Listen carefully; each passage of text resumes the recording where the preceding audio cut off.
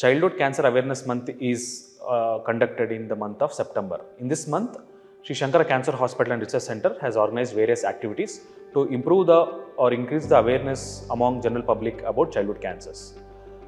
Today, we have organized a session with Dr. Shashank, who is a consultant pediatric oncologist at Shankara Cancer Hospital, and myself, Dr. Anand, Shankara Cancer Hospital and Research Center. Today, we are going to discuss about some of the common misconceptions about childhood cancers. Welcome, Dr. Shashank. So, one of the first questions most families ask is that is the cancer in the children congenital? Is it happened because of any fault of the parents, or is it anything related to the food? How will you feel about it, Shashank? No, it is definitely a common question that most parents ask us. A few things that worry them is that they're anxious and they're worried about the diagnosis of cancer. So the few things that they ask is this congenital? No, definitely not. Pediatric tumors are because of an abnormality in the way things are. For example, there was an organ that was supposed to form, it has become cancerous. It is not congenital. 30% of all pediatric tumors are blood cancers, and definitely congenital blood cancers are very, very rare. Okay, is it the fault of the parents? Definitely not. It is something that happens in children. We don't know why it happens in children. 90-95% of the children who get cancer are idiopathic. We do not know why they get cancers. And the third question is about nutrition.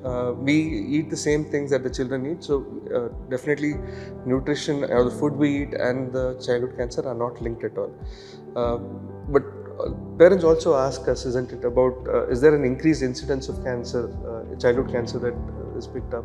What are your thoughts, Dr. Anand? Yes. It must have come to the notice of public that more and more patients are getting diagnosed with cancer nowadays. But I don't agree with the fact that the incidence of childhood cancer or the number of childhood cancer cases are increasing. To understand this, we have to understand the fact that just 20-30 years back, there were no facilities available to diagnose childhood cancer in children. Even the awareness about childhood cancers was very less, even among the doctors, pediatricians also. And many a times, even with a suspicion of cancer is there, we used to not have the diagnostic tools required to diagnose childhood cancer. And half of them used to not even getting diagnosed as a cancer. And after diagnosis, many of these patients, they used to not receive a treatment because the treatment available for cancers were available only in selected cities in the country. So because of the lack of infrastructure for treating the childhood cancers and because of the delayed diagnosis or wrong diagnosis, many a times many of these childhood cancer used to not getting treated appropriately. So they used to die before diagnosis only. But in the last 1 to 2 decades, a lot of changes has happened in the medical management about childhood cancers, their infrastructure, the science and technology about pediatric cancers. So we can diagnose a cancer earlier, we can refer them early to the centers where the treatment is available, and they are getting treated appropriately because more and more people are getting trained in childhood cancer treatment, the doctors, the nurses. We have more availability of blood bank, bone marrow transplantation. So even the difficult cancers can be treated appropriately. So that's the reason I think we are seeing more patients. But previously, the patients were not even getting diagnosed and they should die without the diagnosis only. The other question most parents ask is, does cancer happen in children? And if at all, if it happening, which are the organs commonly affected? So, unfortunately, yes. Childhood cancers, children do get cancer. The incidence, or what we say, out of 1,000 children, 3 to 5 children get cancer. So in the school of say 2,000 children, there are 2 or 3 children who may get cancer. So 2 to 3 out of 1,000 children can get cancer. So in a large school, there can be quite a few children who can get cancer, but it is rare and often, and not all tumors or cancers are the same. What are the type of cancers that children normally get? About 30% of them, most commonly that we see, is leukemias, that is blood cancers. The rest of the 30% are brain tumors. That is, children have small tumors in the brain that need treatment, and rest of them are sarcomas, that is tumors of the bone, of the soft tissue of the leg. There are also tumors of the kidney, the liver, and there are much rarer tumors. But what are your thoughts about treatment of childhood cancers, Dr. Anand? So commonly childhood cancers are treated with, we have three modalities of treatment available. One is chemotherapy, that's a medication which goes and kills the tumor cells. Second is radiation, where selectively the organ which is affected by the cancer will be given radiation. And the third thing is the surgery, where cutting down or removing the part of the tumor which is there in the body. So these are the three modalities available, but not all children will require all form modality of treatment. For example, leukemias can be managed with only chemotherapy. Some of the tumors like kidney tumors or liver tumors can be managed with surgery alone. Some of the tumors, for example sarcomas, will require chemotherapy, surgery and radiotherapy all. So it depends on the type of the cancer, the stage of the cancer and the age of the child. So most commonly these are the three modalities which are used for treating childhood cancer. Any thoughts about immunotherapy in children? Yes. Immunotherapy is a modality of treatment where you will boost or support the body's own immunity to go and attack the tumor cells and kill the cancer cells, hereby controlling the tumors. It is one of the emerging branches or emerging modality of treatment in children. It is being studied systematically, but currently it is not of much use except in for some leukemias. It is not widely available in most of the pediatric cancers. So many times parents whose kids are undergoing treatment for childhood cancer, they ask a question that why are they recommended to not send a child to the school? Is it contagious to other children? Most children, when we give chemotherapy or they are undergoing intensive treatment with us, their immune system is on the lower end, it is guarded.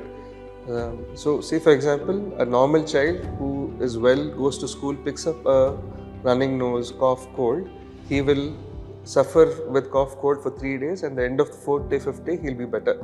But unfortunately for our children, because of their immune condition and the treatment that we give, they can become quite sick with just a common cold.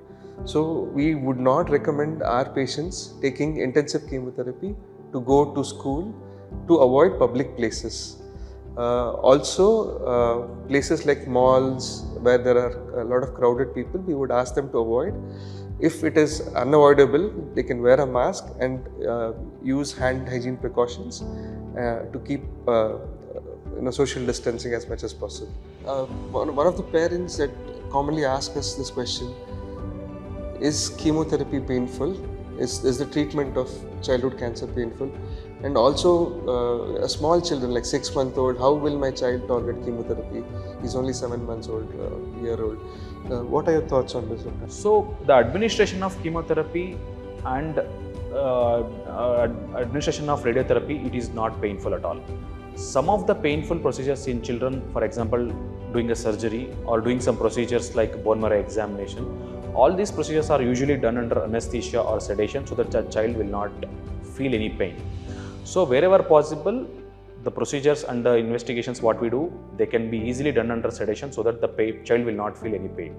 But there are some repeated procedures has to be done. For example, repeated blood sampling for children, administration of intravenous antibiotics and medications, other medications, chemotherapy, blood products and supportive care. The child has to repeatedly undergo pricks in the IV site. So what we have done is, because there are more and more advances available now, we use something called, some devices called central venous catheters. There are various types of central venous catheters available. So by using these kind of central venous catheters, we do all the blood sampling through these devices. We administer all the medications including blood products, antibiotics, hydration and other things. So all these things will happen through the machine, and the child need not undergo repeated pricks, the child will not feel any pain. So most of the currently administered procedures, medications and everything will be completely painful for the children, and the experience at the hospital for children will be more pleasant compared to what it was 20 years ago. One of the common questions that we also get asked is if cancer is so rare, how do we pick up symptoms earlier? Any thoughts, Dr. Yes. It's very fortunate that the cancer is very rare in children. Out of very few thousands, 2 or 3 may develop cancer in children. But it is very, very difficult to diagnose a child with cancer at an early stage, because many of the symptoms of childhood cancer, they are very vague, and usually they won't point towards cancer. For example, one of the common presentation in children with cancer is unexplained fever, But fever can be present with malaria, dengue, or any infection, pneumonias, tuberculosis.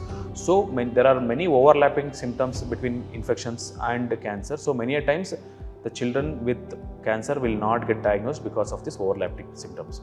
So I would like to discuss some of the common symptoms where we can think about cancer in a child. First thing would be unexplained fever for more than a week. So if the fever is not responding to antibiotics, if the child is not getting better, then I would definitely think of referring the child to a pediatrician. So other things will be loss of appetite, repeated headache and vomiting. Especially the child is waking up from the sleep or vomiting in the early morning. That would be very significant, and I would definitely investigate such children. So swelling anywhere in the body, for example, swelling in the bony side or in any muscles or abdominal distension, neck swelling in the neck. So these are the symptoms where a child would, with various type of cancers in children, they would present to the hospital. So these are the common symptoms which will require to be investigated by a pediatrician towards cancer. Many parents whose children are suffering from cancer, they have a misconception, Dr. Shashank, that the treatment is lifelong or the cancers will never get cured. So what is your opinion about it? How do you feel about it? The treatment for childhood cancer is extremely individualized. So what I mean by that is, depending on the age, the stage, the name of the tumor, and how much extent it has spread, we can give specific chemotherapies, surgeries, or radiotherapy based on that.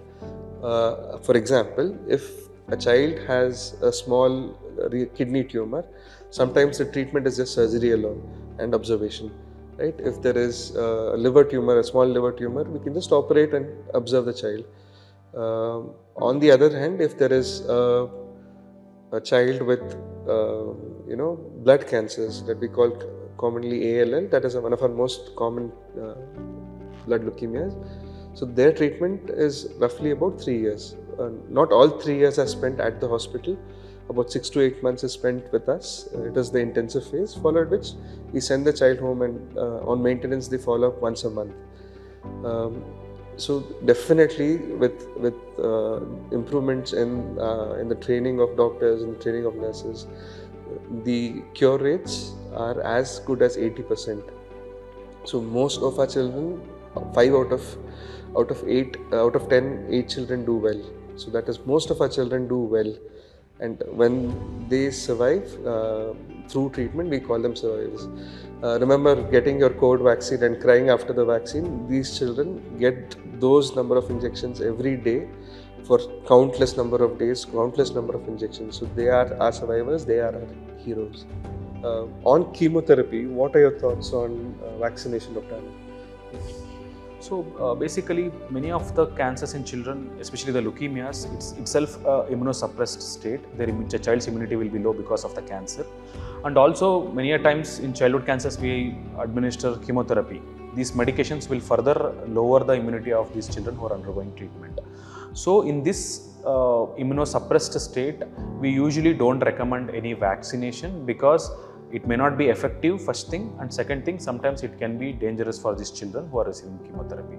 So we usually don't recommend to administer any vaccines when the child is undergoing chemotherapy. Of course, there are situations when we re-administer the vaccine. For example, once a child finishes the treatment, after 3 months, we usually administer all these vaccines as a catch-up vaccination. So the child will not miss out on any vaccination. What is bone marrow transplant in children, and do all children require bone marrow transplant? Thanks, Dr. Shashank, for that question. To understand about bone marrow transplantation, first we have to understand what is a bone marrow. Bone marrow is a soft, spongy organ inside the long bone, inside the bones. This is a location or a place where the blood cells are formed. There are 3 types of blood cells. One is red cells, which forms the hemoglobin. This hemoglobin will give us energy. White cells are the ones which is also called TLC, total leukocyte counts. These are the ones which gives us immunity to fight against infections. The third type of cell is called platelets, which helps us in blood clotting. So all these 3 cells are required in sufficient quantity in the blood to be able to lead us a normal life. All these 3 cells are formed or produced inside the bone marrow. So there are some situations where bone marrow is not normally producing the cells, which is called bone marrow failure syndrome. For example, aplastic anemia. And there are some situations where they are producing defective cells. For example, thalassemia, where red cells are manufactured defectively, or sickle cell anemia, where they are manufactured defectively. And there are some situations where the bone marrow is infiltrated with abnormal cells like cancerous cells. So wherever the bone marrow is defectively producing or inefficiently producing cells, or they are producing defective cells, or they are infiltrated with abnormal cells like leukemias or other cancers, we use a specialized technique called bone marrow transplant. What is this transplant? Transplant is a process where this defective or abnormal bone marrow is replaced with a healthy bone marrow. How we achieve it? We achieve it by using various modalities of treatment like chemotherapy and radiotherapy to ablate or remove or to completely eliminate the defective marrow and replace that with a healthy marrow with a healthy donor. So bone marrow transplant is a very effective modality of treatment to cure some of the resistant leukemias or the leukemias which has come back after treatment.